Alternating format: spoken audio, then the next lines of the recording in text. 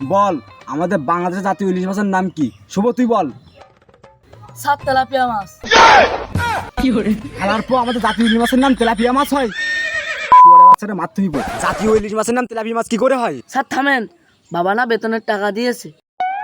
কি বেতনের টাকা দিয়েছে? আরে আমাদের বাংলাদেশের জাতীয় ইলিশ মাছের নাম তো তেলাপিয়া মাছ। কই টাকাটা দে। সুভাষকে বেতনের টাকা দিয়েছে, তাহলে নিশ্চিত আমার কপাল পড়েছে। পাপ্পু এবার তুই বল।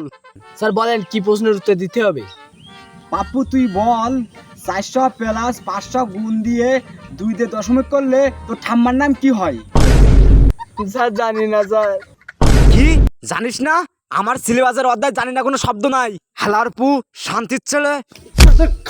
খাবো বেতন টাকা দিস না। শুভ এবার তুমি বলো 2 আর 2 কত হয়? স্যার 6 হয়। ওয়াও কত সুন্দর প্রশ্নের উত্তর দিয়েছে পাপ্পু। শিখে নে 2 আর 2 6 হয়। গুড প্রশ্ন। এর বাপু তোকে ধরবো, তুই বল। আমার কপাল পড়ছে আমার নিশ্চিত।